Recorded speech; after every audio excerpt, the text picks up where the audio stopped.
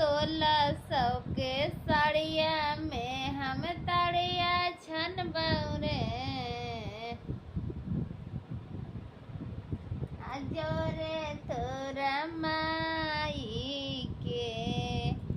हम छानी के पिलाई देबौ रे।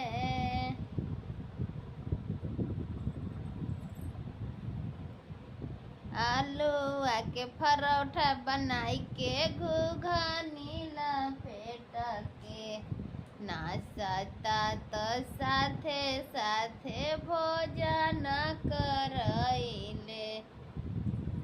साथवा बैठाई पिलैले जोरे तोर माई के तू पद